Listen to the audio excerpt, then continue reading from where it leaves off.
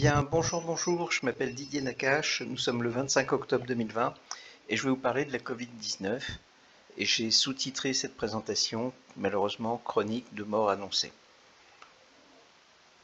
Alors revenons à la période avant la Covid, la préhistoire, c'est que depuis 15-20 ans minimum, toutes les politiques de santé vont dans le même sens et malheureusement souvent avec les mêmes politiques qu'on retrouve dans les cabinets qui font exactement la même chose, c'est-à-dire supprimer des postes, supprimer des lits, fermer des établissements. Voilà par exemple ce qui était publié quelques mois avant la Covid, au mois de juillet 2019, où le quotidien du médecin dit qu'il y a 70 000 lits en moins, en 15 ans. Même en 2019, on a encore fermé 3400 lits. Alors il y a un effet de levier, c'est qu'avec une population qui est de plus en plus grande et des lits qui sont de moins en moins nombreux, le nombre de lits par habitant chute de manière extrêmement forte. Aujourd'hui, nous sommes encore passés bien en dessous des chiffres qui sont là, qui montent jusqu'à 2012. On est en dessous des 6 lits pour 1000 habitants. Face à ça, les personnels hospitaliers, les médecins, les infirmières ont fait des manifestations et des grèves très dures. Et les seules réponses qu'ils ont eues, ça a été l'envoi de CRS et aucune réponse en fait. Voilà ce qui était titré dans les journaux le 14 novembre 2019. C'est les soignants en grève, encore en train de manifester, encore en train de se défendre et en train d'annoncer la fin et la mort du système public hospitalier. Pendant ce temps-là, le 17 novembre, à l'autre bout de la planète, on a un homme qui tombe malade en Chine, un patient de 55 ans qui était le premier cas connu d'un malade de la Covid-19. Le 9 janvier, l'OMS lance une alerte internationale et le 26 janvier, la Chine annonce que le nouveau virus a une période d'incubation qui peut aller jusqu'à 2 semaines et surtout que la contagion reste possible pendant toute cette période. Et les Chinois disent au monde entier il faut faire une politique de détection systématique et précoce, sinon on risque de voir le virus se répandre avec une croissance exponentielle. Évidemment, on n'a rien écouté de tout ça, évidemment, la croissance exponentielle s'est bien produite. Alors après les annonces graves du gouvernement chinois, les politiques ont fait des réponses en France. On a pris le problème à bras-le-corps.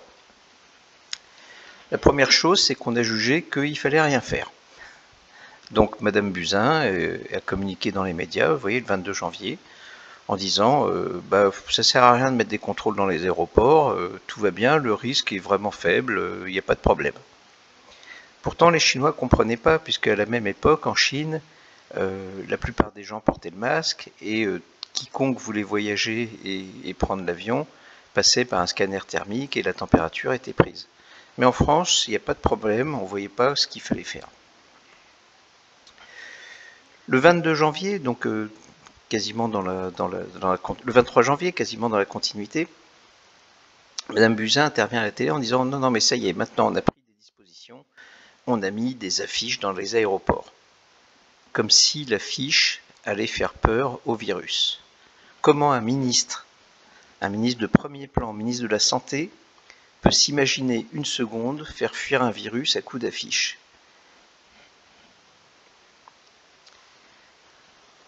Ensuite, on a décidé qu'il fallait rapatrier les Français de Wuhan. Wuhan, c'est l'épicentre de la maladie, donc c'est la zone la plus dangereuse. Nous, on a décidé qu'il fallait qu'on ramène le virus chez nous. Ça concerne qui? Ça concerne des gens qui sont expatriés, donc qui sont pour la plupart envoyés par leurs employeurs. On a décidé qu'il fallait faire payer le coût du rapatriement par l'État et pas le faire supporter aux employeurs. Et on a expliqué qu'on allait prendre toutes les précautions, que tout allait être fait pour qu'il n'y ait aucun problème. On a vu plein de reportages à la télé. Les gens allaient être mis en quatorzaine, qu'ils seraient surveillés, les températures seraient prises, etc. En réalité, ce qu'on a complètement oublié de dire, c'est que les militaires qui sont partis chercher ces expatriés, lorsqu'ils sont revenus de leur mission à Wuhan, ils sont revenus à la base de Creil et aucun d'entre eux n'a été testé. Il aura fallu attendre le fin septembre pour que la ministre de la Santé, la ministre de l'Armée, le confesse. Alors ce qui devait arriver arriva, évidemment, on a un premier cluster autour de Creil, avec beaucoup de contaminés, d'un coup, ça explose. Et parmi les personnes contaminées, bien évidemment, il y en a 3 qui viennent de la base militaire de Creil. Madame Buzyn explique sur le deuxième cluster qui a lieu dans une station de ski qui s'appelle les Contamines Montjoie. C'est toujours pareil, hein, rassurez-vous, tout va bien, il n'y a aucun problème. Et Madame Buzyn reste dans son discours lénifiant en disant « Attention, il y a eu un nouveau cas dans une station de ski, mais les risques de contamination sont très faibles. N'ayez peur de rien, tout va aller bien. » Et elle tient des conférences de presse et elle dit aux gens que vous pouvez continuer à venir à la station de ski, comme si les gens qui étaient malades de la Covid dans cette station de ski n'avaient touché aucune porte, aucune perche, rien, aucune poignée, enfin, et bien évidemment, ça a été le deuxième cluster en France. Le troisième cluster, ça a été le rassemblement de Mulhouse, c'était un rassemblement religieux, et là, c'était une grande action pour lutter contre l'épidémie de coronavirus. Eh bien, on a des gens qui se sont tous réunis, tenus par la main, embrassés, serrés, et ont prié ensemble, les uns contre les autres. Ça a été un des plus gros clusters en France qui s'est propagé dans toute l'Alsace et toute l'Alsace-Lorraine. Alors voilà, début mars, alors qu'on nous expliquait que tout allait bien, qu'il y avait 0 risque, on a quand même 6 clusters, tout l'est de la France, la Haute-Savoie bien sûr, et l'Oise et le Val d'Oise, sachant que Creil est à la frontière entre les deux. Voilà, ça explique déjà 4 des grands clusters. Mais à ce moment-là, on nous promet juré, on va prendre des mesures drastiques. C'est ce que nous expliquent les pouvoirs publics. Vous vous rappelez que les Chinois, dès le mois de janvier, nous ont expliqué qu'il fallait absolument faire du dépistage massif et masquer les gens. En France, il nous aura fallu des mois et des mois avant de réagir. Sur les tests, il faudra attendre 2020 pour qu'on puisse faire plus d'1 million de tests par semaine. 1 million de tests par semaine, ça veut dire qu'il faut plus d'1 an pour tester la population française une fois. Et au mieux, dans toute la période de la première grosse vague épidémique, on est à 100 000 tests par semaine, ce qui fait à peu près 15 000 tests par jour. Donc c'est dérisoire au regard de la population. Et totalement insuffisant, bien sûr. Et c'est à ce moment-là que naît la polémique des masques. Alors voilà quelques éléments factuels. Tout d'abord, on avait un stock stratégique de masques qui a mystérieusement disparu pendant quelques années et qui était à l'origine d'une situation dramatique. Et la Direction générale de la santé demande à l'Agence Santé publique France d'acheter fin janvier 1,1 million de masques parce qu'il n'y a plus de stock. Le 7 février, donc vraiment quelques jours après, ils estiment que non, c'est plus 1,1 million qu'il faut, c'est 28 millions de masques qu'il faut, et ils n'en recevront que 500 000. Et au même moment, la DGS, donc la Direction générale de la santé, sort 800 000 masques chirurgicaux pour les envoyer en Chine. Alors que dans le même temps, on sait que le besoin, c'est de 40 millions de masques par semaine, juste pour protéger les soignants. Enfin, fin février, le gouvernement passe une commande, et là on décide, donc vraiment 3 semaines après avoir dit que c'était 28 millions, maintenant on passe à 200 millions. Et voilà comment en un mois, on a considéré qu'il fallait rien, on n'avait rien, puis 1 million, puis 28 millions, puis 200 millions. Face à la polémique qui commence à enfler, aujourd'hui, M. Salomon a complètement assumé le fait de mentir effrontément devant la Commission des affaires sociales au Sénat, puisqu'il a déclaré sous serment, donc, devant les élus du peuple, qu'il n'y avait pas de pénurie de masques et qu'il n'y avait aucun problème. Alors qu'il savait très bien qu'il n'y avait plus aucun masque et que les commandes n'arrivaient pas. Alors comme on est toujours plus malin, on commence à réquisitionner la totalité des masques disponibles. Et qu'est-ce qu'on en fait? Principalement, on en exporte vers la Chine ou le Royaume-Uni, au lieu de les stocker et de refaire nos stocks de réserve. Et donc, finalement, on va importer seulement 20 millions de masques. Pendant les 3 premières semaines de masques, c'est largement insuffisant. Et plutôt que de reconnaître ses erreurs et d'admettre la pénurie ou de dire qu'il y avait eu un problème, le gouvernement s'est complètement enlisé dans une communication que moi je juge obscène et odieuse sur l'utilité ou la non-utilité supposée des masques. Voilà ce que ça donne.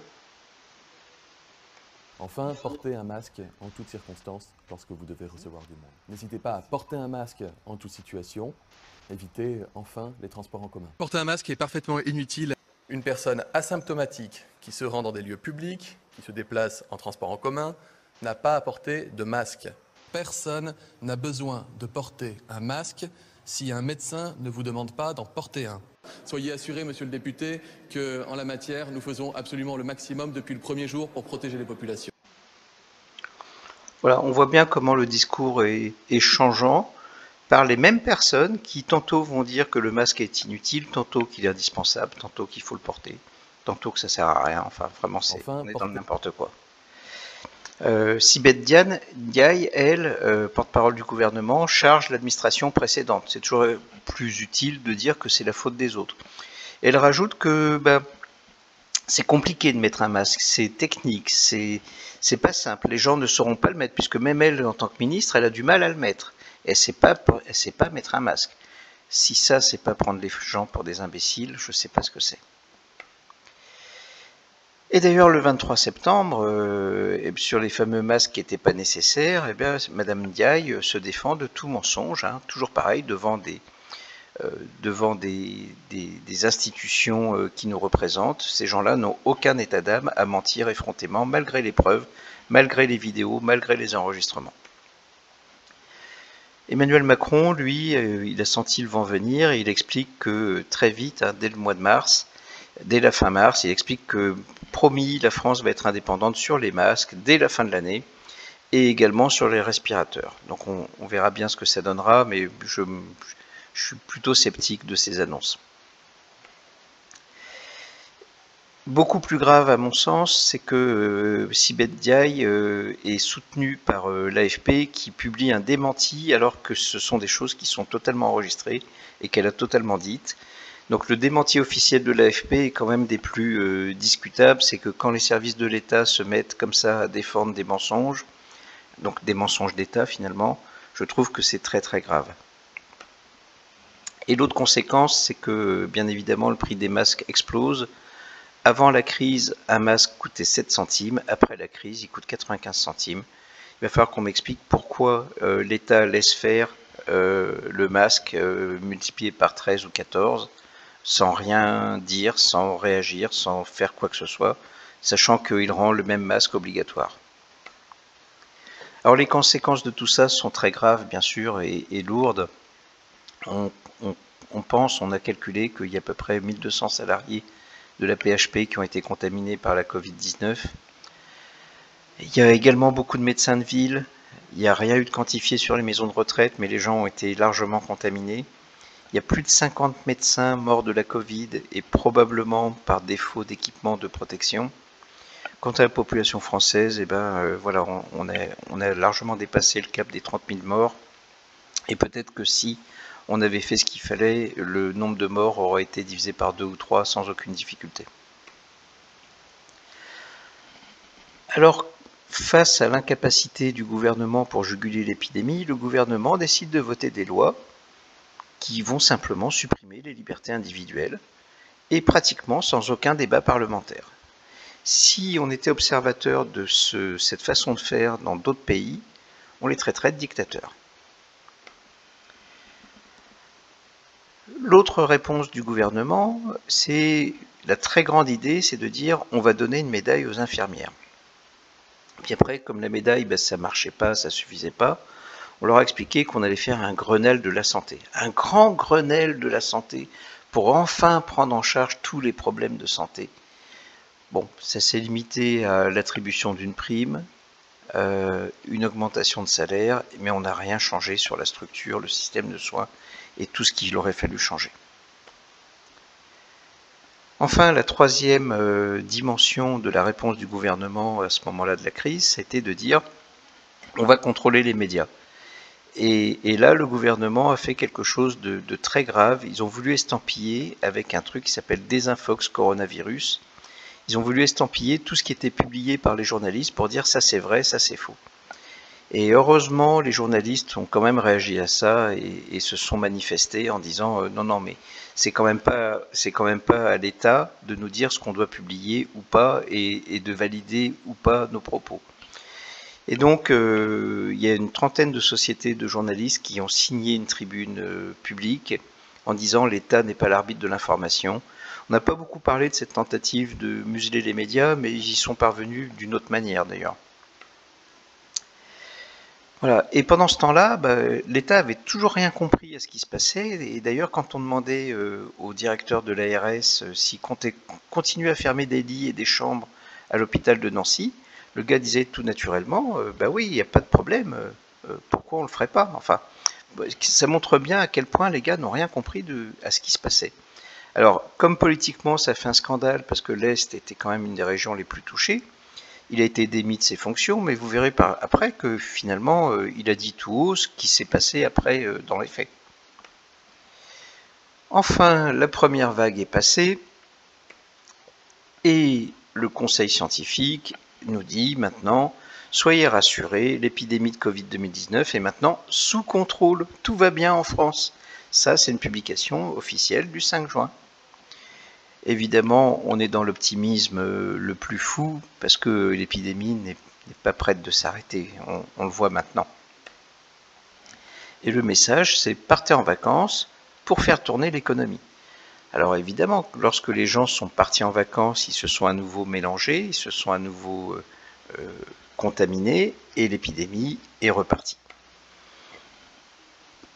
Pendant la période d'été, voilà un article qui date de fin juillet. Les services hospitaliers continuent à dire attention, il n'y a rien de réglé. Il faut vraiment remettre de manière urgente à niveau l'offre de réanimation en France. Encore une fois, on ne les a pas entendus. On n'a rien fait, on n'a rien assumé. La seule préoccupation dans cette inaction généralisée, ça a été de protéger les employeurs et de culpabiliser les citoyens. Donc protéger les employeurs, comment? Déjà en ne les rendant pas responsables de la santé de ceux qui viennent travailler. Donc M. Djebari a fait une publication très officielle en disant « Les transports en commun ne sont pas des lieux de contamination ».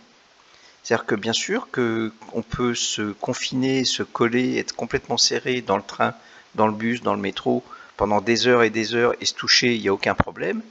Par contre, aller dans un restaurant à 1,50 m de distance, là, effectivement, c'est un lieu de contamination très grave. Le gouvernement a préconisé le télétravail, mais le MEDEF a expliqué dès le début au gouvernement, et très gentiment, qu'il pouvait aller se faire voir. Je me souviens qu'au mois de septembre, le MEDEF a dit « Oh là là, le télétravail, non, non, mais nous, on n'est pas prêt à en discuter avant novembre ». Et voilà ce que disait le MEDEF le mi-octobre, le 16 octobre, en disant « Non, mais laissez-nous nous expliquer, ne commencez pas à nous imposer des choses, des règlements ou des lois. » Et donc on sent bien que le MEDEF n'a aucune envie de généraliser le télétravail, qui est pourtant le seul moyen d'empêcher les contaminations massives. Et rebelote, on repart comme avant, on instaure un couvre-feu sans aucun débat parlementaire, on explique aux Français que c'est de leur faute, on les culpabilise à mort, on ferme les restaurants à 21 h sans que jamais, à aucun moment, quiconque ait démontré ou mesuré que c'est là qu'on était contaminé. C'est quel est le risque? Moi je trouve que les restaurateurs ont plutôt joué le jeu et qu'ils ont respecté pas mal de mesures pour éviter et empêcher les contaminations, alors que dans les transports et sur les lieux de travail ça me paraît beaucoup plus discutable. Et on supprime aux Français toutes les sources de loisirs, on les met sous des poussées anxiogènes permanentes, et voilà, plus de théâtre, plus de cinéma, plus de restaurants, plus de sorties, plus de sport. Et en gros, on dit aux Français, maintenant vous n'avez juste qu'un seul droit, c'est d'aller travailler, et tant pis pour vous si vous êtes contaminé, parce que nous on ne changera rien. Et pendant ce temps-là, et depuis le début de la crise, on a les anti-tout qui se développent et qui racontent un peu n'importe quoi. On a les anti-masques, les anti-vax, les complotistes, bref, des vrais idiots, et les théories les plus fantaisistes fleurissent. Alors, Voilà le genre de truc qu'on peut lire. Au mois de juillet, un gars disait je préfère mourir que de m'injecter cette saloperie de vaccin si jamais ça existait. Voilà. Et on a plus de 20% de la population française qui refuserait de s'injecter un vaccin si jamais on en trouvait.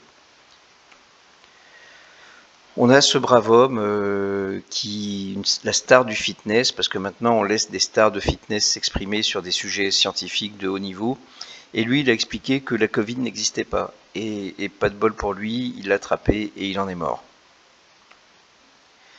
Les anti-masques, c'est pareil, beaucoup d'argumentations choquantes, provocantes, ça relève plutôt de la bêtise crasse que d'autre chose, et aucune vérité. Alors voilà par exemple quelques arguments bidons. C'est dangereux par manque d'oxygène, c'est faux, ça génère trop de CO2, c'est faux, voire ça empoisonne au dioxyde de carbone, c'est faux, ce sont des nids à bactéries, à champignons, à moisissures, à tout ce que vous voulez, c'est faux, ça laisse passer le virus, c'est faux, c'est inutile, c'est faux, et c'est soumis et contraire à la loi anti-burqa en France, c'est faux. Donc tous les arguments de ces gens-là sont tous faux et ont tous été démontrés faux. Je ne comprends même pas comment il se trouve qu'il y ait encore des gens pour prôner un quelconque morceau de vérité là-dedans. Côté État, on a des stats officielles qui sont également fantaisistes, avec des ressuscités. Quand vous regardez les chiffres officiels, le 19 mai 2020, eh bien, on a 217 personnes qui ont ressuscité. Et surtout, beaucoup plus dérangeant pour moi, les chiffres ne correspondent à rien de stable. C'est que, par exemple, ça ne tient pas compte du nombre de personnes testées, ça ne tient pas compte de tout ce qu'on veut. Et enfin, les chiffres sont très politisés. C'est-à-dire qu'avant chaque intervention, pendant la première vague d'Emmanuel Macron ou d'Édouard Philippe, eh ben, on a eu, semble-t-il, une accalmie miracle ou un petit trou de contamination. Bref, une situation d'apaisement. Et je trouve tellement choquant qu'un pays comme la France se permette de bidouiller des chiffres pour faire plaisir à son président que ça me paraît tellement pas démocratique, tellement pas républicain, que j'ai du mal à adhérer à tout ça. Alors aujourd'hui, où est-ce qu'on en est ? De mon point de vue, les politiques ont été largement incompétents pour gérer cette crise, qui est surtout la conséquence de leur mauvaise politique depuis des années. Le problème, c'est bien sûr, c'est le coronavirus, mais c'est surtout le manque de personnel, le manque de lits, le manque d'établissements, le manque de médecins, le manque d'infirmiers, parce qu'avec plus de personnel, il y aurait moins de morts.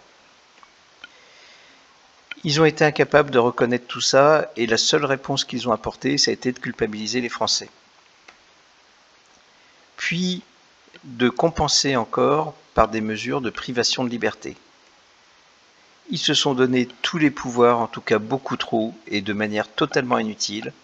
Ils ont cherché également à contrôler les médias, ce qui me paraît ahurissant, et tout ça sans pratiquement aucun débat républicain. Ça a à peine débattu à chaque fois qu'on a instauré l'état d'urgence. Sur le couvre-feu, il n'y a eu aucun débat, c'était une décision léonine d'Emmanuel Macron et de son gouvernement. Voilà, aucun problème à faire tout ça. Il n'y a eu aucune remise en cause. Ils n'ont tiré aucune leçon de tout ce qui s'est passé, aucune leçon de la première vague. Et surtout, on laisse maintenant beaucoup trop d'abrutis, je suis désolé du terme, s'exprimer largement. Les anti-vax, les anti-masques, les complotistes, les gens en quête de buzz et de gloriole. À un moment donné, il faut laisser les sachants parler, et encore, il faut les écouter avec beaucoup de circonspection et d'esprit critique. Tout ça sans modifier quoi que ce soit au système de santé et en continuant à supprimer des lits d'hôpitaux. Alors comment est-ce qu'on peut croire qu'en ne changeant rien, les choses changeront ? Voilà enfin un autre exemple qui montre qu'aucune leçon n'a été tirée de l'épidémie. C'est qu'on a moins de lits de réanimation qu'avant l'épidémie.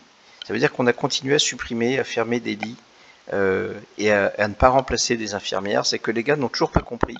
Il y a eu le virus, il y a eu la première vague, il y a eu 30 000 morts. Il y a une deuxième vague qui arrive qui va être terrible. Et les gars n'ont toujours pas compris. Ils continuent à fermer des lits, ils continuent à ne pas former du personnel et à faire le dos rond et à faire de la com.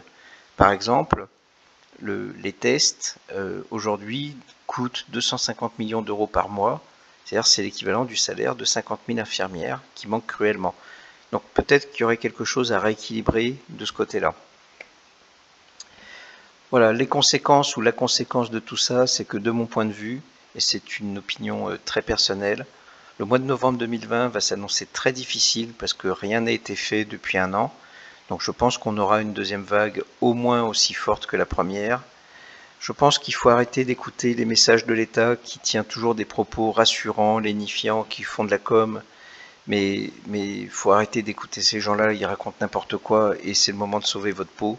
Soyez prudents, prenez soin de vous, respectez les gestes barrières, faites preuve de bon sens, lavez-vous les mains et tout ça, ça devrait fortement diminuer les risques que vous ayez quelque chose de mal.